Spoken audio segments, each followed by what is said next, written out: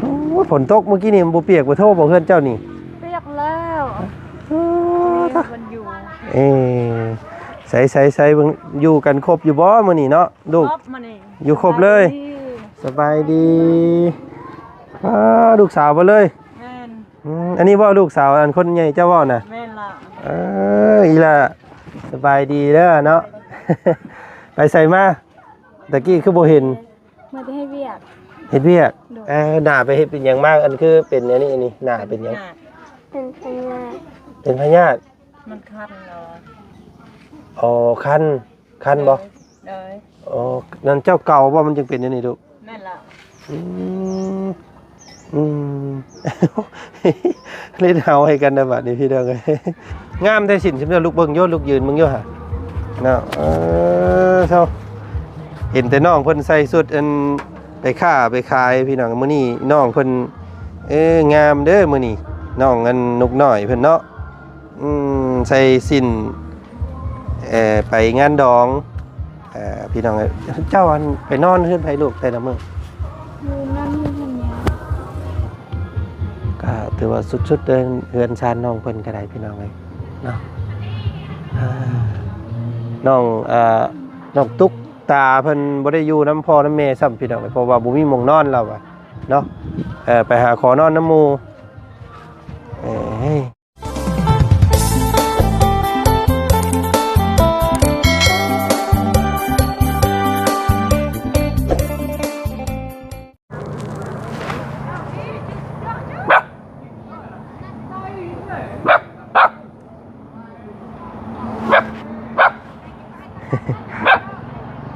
ว่าพี่น้องเนาะมื้อนี้ทางเบาจันพี่น้องเลยเนาะตัดภาพบรรยากาศมาทางพี่มื้อนี้พี่น้องเลยเนาะบ้านของน้องนุกน้อยเด้อพี่น้องเด้อเนาะต่อหลายคู่หลายคนทักถามหาหลายพี่น้องเลยเนาะว่าเป็นอย่างนี้เบาจันคือบ่ค่อยเข้าไปเยี่ยมน้องนุกน้อยเพิ่นแน่ว่าซั่นพี่น้องเลยเนาะอยากเหตุการณ์เป็นอยู่ของน้องเพิ่นเด้ว่าซั่นเนาะเพิ่น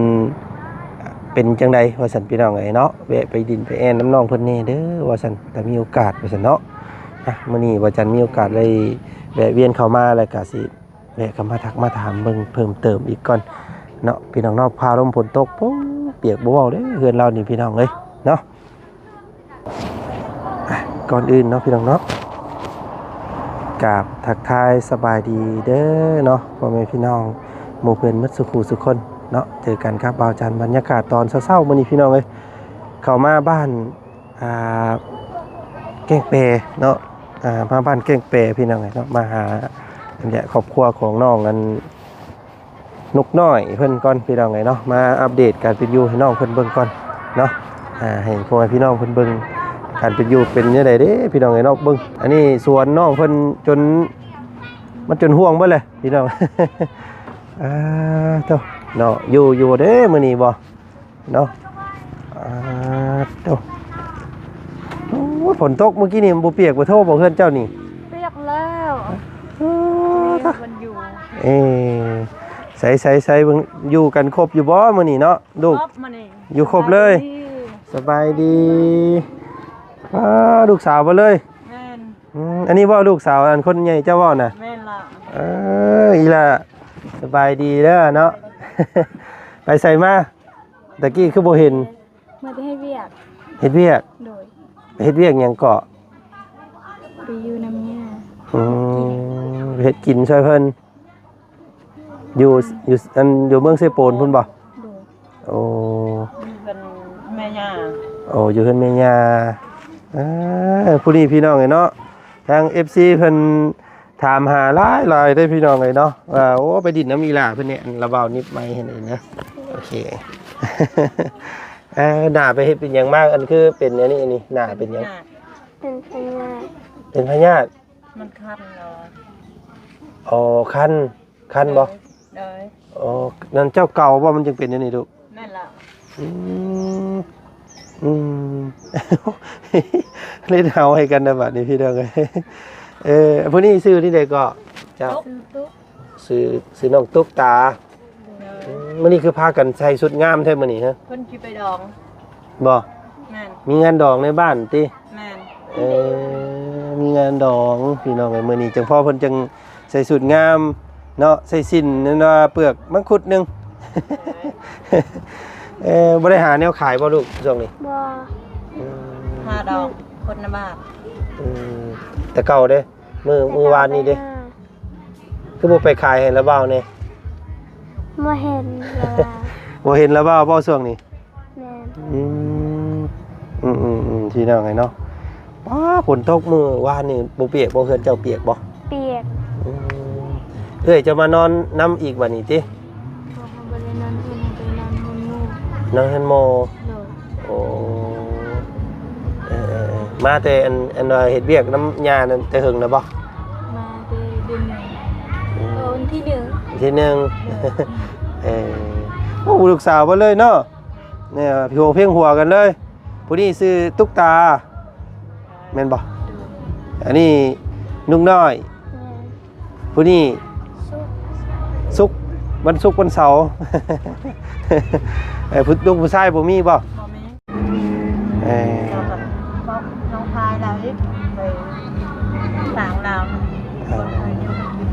เสียงตู้เสียงกลองมาได้บาดนี้เนาะ โอ้ย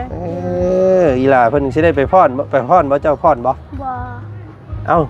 ไปงานดองก็ต้องพรตัว ใช้เครื่องใหม่กับเวลาคนหลายก็ละอายหมู่เนาะ เออ มันข้าวไปทางเด้เพิ่นก็เตรียมเครื่องแล้วเนาะ เครื่องนี่จักเท่าไรปีเป็นชื่อมาไว้แล้วก็เพิ่นก็บ่ได้ใช้เวลาใช้ก็ยามเวลาดองบ่ อืม ช่างเพิ่นก็แพงไว้ปานนั้นใช้ตอนนี้ เวลาบ่มีหยังกับเราใช้เครื่องเก่าเชือกเก่าแล้ว คนทุกข์ยากเนาะ เทิงสะดอน พี่น้องให้เนาะแวะมาดินมาแอนน้ำซื่อๆแล้วเว้ากันมื้อนี้พี่น้องก็มาเบิ่งก่อนเนาะยันเฮือนบ่แม่นเปียกเบิดละบ่ว่าซั่นเนาะ พอแล้ว เปียกบ่เว้าแล้วเฮือนเจ้าเนาะ เลย ยังบ่ได้ซ่อมบ่ได้แซมคือเก่าเลยพี่น้องเอ้ยข้าวเพิ่นซื้อมาให้ตะกี้เบิดแล้วบ่ บ่แล้ว หมดแล้ว เบิดแล้วต้องพี่น้องเอ้ยเนาะหาเจ้าหายังขายช่วงนี้มียังขาย บ่มีหยังขายแล้ว บ่มี หน่อไม้มีบ่หน่อไม้ มีอยู่แต่ว่าค่าเวียดนามก็บ่ได้ไป เฮ้ยไปเว้ายัง เพิ่นหายเพิ่นเฒ่านะบ่ได้ไปที่นี่แล้วบ่ให้ไปแล้ว บ่ให้มันว่าไปทางนั้นโอ้ยแต่ญาติได้ข่อยเนาะ เอาแวะอันปกติสิขึ้นไปทางบ้านกระดับพุ่นพี่น้องเนาะมื้อนี้แวะมาเบิ่งสามสาวนี่มื้อนี้เห็นแต่สามสาวน้องเจดีน้องแตงจริงน้องอันเดียงมื้อนี้เปลี่ยนนั่นน่ะเปลี่ยนภาพมื้อนี้พี่น้องให้มาเบิ่งน้องอัน ตุ๊กตาน้องอันน้องน้อยอันหมู่เจ้าไปทางไหนล่ะลูก หมู่ไปดองแล้ว ไปดองคือกันบ่ แม่ ชื่อได้ๆก็ซื้อน้อง น้อง น้อง แว แว น้องแหวไปคือกันบ่ ไป โอ้น้อยๆก็ได้เกียรติไปน้ำหมู่แท้ว่าแต่ปกติเพิ่นเอาแต่ผู้สาวที่มันอันไป ชาแต่ว่า ก็ไปได้ ไปได้คือกันบ่โอ้แถวบ้านนั้นทั้งบ้านละบ่าวเพิ่นมีแต่ผู้ใหญ่ได้ไป ผู้น้อยก็ไปได้เพื่อน เอื้อยก็ไปคือกันบ่เจ้า ไปเพื่อให้มันแรกแล้วเป็นอยู่กินมันก่อน เฮ็ดอยู่เฮ็ดกินซอยเพิ่นอืมเอาบอก พี่น้อง เอาง่ายๆนี่ไปเบิดเลยซั่นนี่เนาะ โดย ต้องเบิดครอบครัวเลย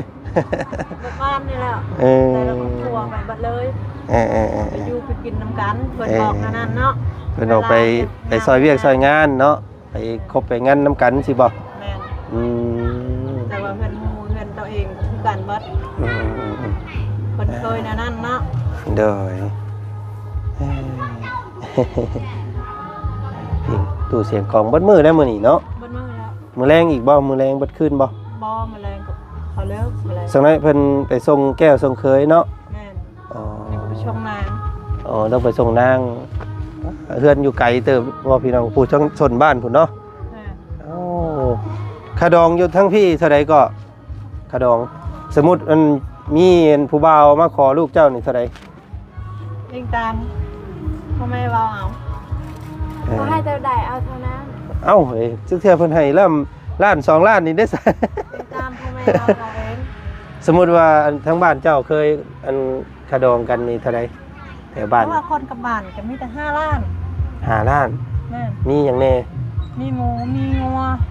มีแม่ หมูงัวแบ้ แม่น คำมีบ่ บ่มี อ๋อบ่มีคำ บ่มี อ๋อเนาะ คนลาวแท้นะอยู่ เนาะคือทางบ้านทางบ้านไทยอ้ายนี่โอ้ยพี่น้องไงเนาะคำเป็นบาทพูดได้เนาะแพงซ้ำเดี๋ยวนี้ก็ได้พี่น้องไงเนาะเขาอันงบ เวลางานดองลายทุกมือเลยแต่เฉพาะวันเดือนนี้ออกไป ไปกินน้ำเพิ่นอีหล่ามีเงินซอยเพิ่นอยู่บ่ บ่มี บ่มี เอ้าเพิ่นบ่เว้าบ่ซะ บ่เว้าเนาะ เอาไปอันไปกินน้ำเพิ่นหลายคนแบบบ่มีเงินซอยเพิ่นก็อายเพิ่น 50,000 ฮะ 50,000 อีหล่าซอยอยู่50,000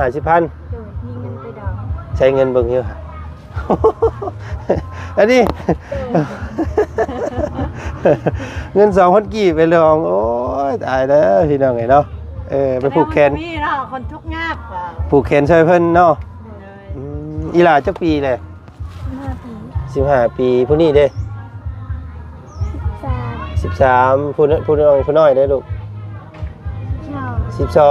13 14 15เนาะอะไรๆกันเลยพี่น้องไงเนาะใช้ลูกมาเบิ่งอยู่ลูกคืองามแต่สินใช่มั้ยลูกเบิ่งอยู่ลูกยืนมึงอยู่ห่าเนาะเท่าเห็นแต่น้องเพิ่นใส่สุดอันไปค้าไปขายพี่น้องมื้อนี้น้องเพิ่นงามเด้อมื้อนี้น้องอันนุกน้อยเพิ่นเนาะใส่สินไปงานดองพี่น้องเจ้าอันไปนอนเฮือนไผลูกแต่ละมื้อ อยู่นั่นอยู่เพิ่นเนี่ย นอนเฮือนหลังไหนเจ้าคือบ่นอนเฮือนตัวเองลูก นอนเป็นป้า มันบ่มีหม้องนอน มันไปเบ่แหละหลังโคงหลังคาเนาะ ตายไปแล้วบ่มีบ้านนอนนี่กัน อันไปอยู่น้ำยาเพิ่นเอาให้เงินเดือนเท่าไหร่ มีแต่มื้อนึงนะมื้อนึงมีแต่50,000กีบแล้วเอาให้นั่นนั้นแต่ว่าแม่อยู่เฮือนบ่มีผู้กินก็แม่โทรบอกลูกว่าได้เท่าไหร่เงินลูกว่าสิมาส่งแม่แน่แม่บ่มีของกินแล้วเลยนะ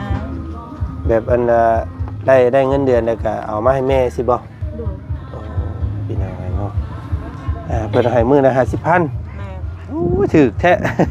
เอ้าก็มันยังบ่แม่นคนเป็นรับจ้างเนาะ เนาะไปซอยเพิ่นซื่อๆสิเนาะคนเป็นรับจ้างก็แม่น เอาเสิพี่น้องได้มื้อนี้มาเยี่ยมมายามแล้วก็อันระเบ้ามีอันขนมอยู่เดี๋ยวไปพากันไปเอาขนมเด้อเดี๋ยวระเบ้าสิซอยอันงานดองนํเด้อ เลย เนาะอันปกติแล้วผูกแขนเพิ่นเท่าไหร่ ผู้หนึง5,000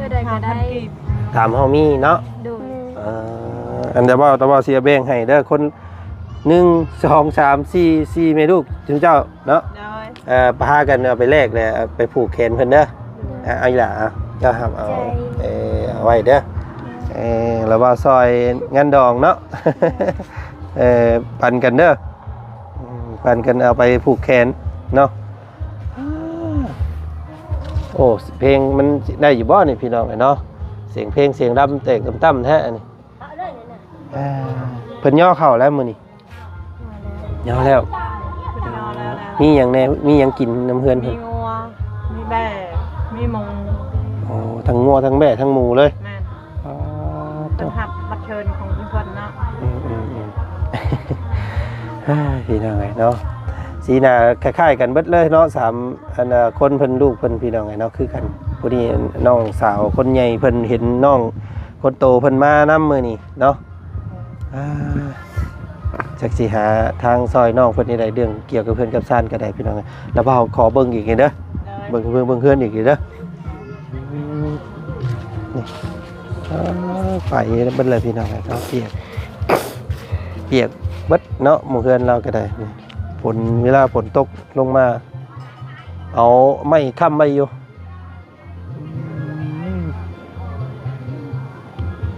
ก็ถือว่าสุดๆเดินเฮือนชานน้องเพิ่นก็ได้พี่น้องเลยเนาะน้องตุ๊กตาเพิ่นบ่ได้อยู่น้ำพ่อน้ำแม่ซ้ำพี่น้องเพราะว่าบ่มีหม้องนอนแล้วอะเนาะไปหาขอนอนน้ำหมู่เนาะ นนี้ว่ารถพอเจ้านะ แล้วป้าอยู่ที่โบนยืมมาพี่ โอ้ป้าใช่ล่ะเนาะบอกว่าหลายอันย่านน้องเพิ่นพาวอยากไปอันงานดองเดี๋ยว2คนเจ้าไปเอาขนมน้ำระเบาปะเนาะระเบามีขนมให้อยู่ในรถพี่น้องเลยเนาะฝนคือฝนสิตกซ้ำมื้อนี้ก็เนาะหาหน่อไม้ช่องสิหลายให้ลูกเนาะมื้ออื่นไปหาหน่อไม้ให้ขายให้ระเบาเด้อเนาะหาหน่อไม้แล้วอันฮู้บ่ด่านเจ้าเคยไปฮอดบ่ขายฮอดบ่ด่านลานตำรวจเจ้าย่างไปฮอดบ่แต่เก่ามันสิเลยลานไปแล้วมันสิโอ้ยเนาะมันสิมีเฮือนมุ่งอันระบ้าวพ่อเจ้านั่นตอนพ่อเจ้าทำบิดน่ะจำได้บ่มุ่งอันระบ้าวพ่อเจ้าอันมือทำบิดที่อันระบ้าวเอาเจ้าขึ้นรถมานำน่ะเฮือนระบ้าวอยู่หั่นแหละเดี๋ยวแบะเข้าไปขายให้เด้อบัดมือเจ้าไปมื้อหน้าเด้อเจ้าจื้อบ่มุ่งเงินระบ้าวพ่อเจ้ามือทำบิดนี่นะใส่เอาพี่ก่อนเด้อพี่ลูกมาพี่เอาขนม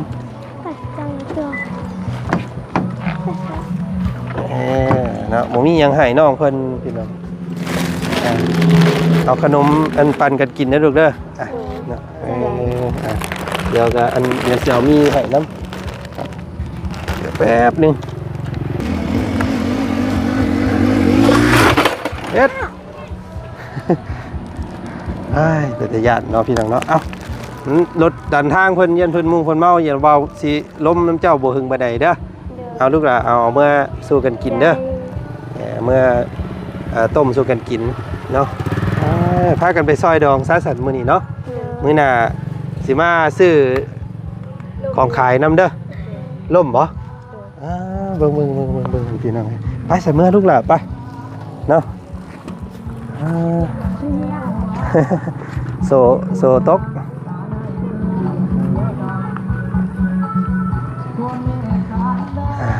โอเคพี่น้องเนาะมื้อนี้บ่จันแวะมาเยี่ยมมายามน้องเพิ่นให้เด้อพี่น้องเลยเนาะน้องนุกน้อยเนาะในบ้านเพิ่นมีงานดองมื้อนี้พี่น้องเลยก็เลยลมน้ำเพิ่นบ่ดนปานใดเนาะจังไดก็ฝากติดตามครอบครัวน้องนุกน้อยนี่เด้อพี่น้องเลยเนาะมื้อนี้ก็มาเยี่ยมเพิ่นเนาะเอาเงินซอยดองแล้วก็เอามีให้พี่น้องเลยเนาะก็สภาพบ้านเฮือนซ่านนี่โอ้สุดครั้งคือเก่าเลยพี่น้องเลยเนาะโคตรดีมื้อนี้ได้มีโอกาสพ่ออันน้องคนโตเพิ่นมื้อนี้พี่น้องเลยเนาะมีงานดองอยู่พุ่น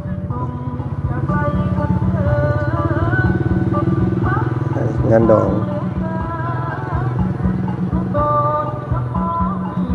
โตเสกผู้สาวแตกกันยอดๆเด้อพี่น้องเอ้ยเนาะเพราะว่าอยู่พี่นั่นวัยรุ่นหนุ่มสาวเพิ่นจะบ่ค่อยมีเวียกมีงานเฮ็ดแล้วก็จะพากันอยู่บ้านเนาะมีแต่พวกวัยรุ่นทั้งนั้นเลยว่าซั่นซะเนาะที่ไปเวียกไปงานนะจังได๋ก็ติดตามเบิ่งครอบครัวน้องนกน้อยแล้วกันพี่น้องเอ้ยเนาะก็ขึ้นอยู่กับบุญวาสนาของทุกเพิ่นแล้วกันเนาะเพราะว่า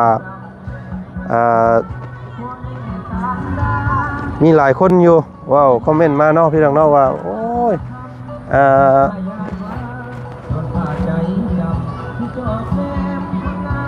ครอบครัวน้องเพิ่นคือบ่มีการช่วยเหลือว่าซั่นพี่น้องเอ้ยเนาะก็จักสิว่าได้พี่น้องว่าจังก็ได้เนาะมันขึ้นอยู่กับบุญวาสนาเนาะน้องเพิ่นนะครับการช่วยเหลือแค่เข้าป่าบ่ซั่นซะเนาะเฮือนซ่านนี่ยังบ่ได้เด้อพี่น้องเด้อเนาะจังได๋ก็ติดตามเนาะเบิ่งชมกันใหม่มื้อหน้าได้กันมื้อนี้โอ้เสียงเพลงหลายพี่น้องเนาะยันบ่ผ่านนี่ก็แม่นจังได๋ก็ติดตามเบิ่งอีกเด้อคลิปหน้าเด้อพี่น้องเด้อสบายดีสวัสดีมื้อนี้ไปก่อน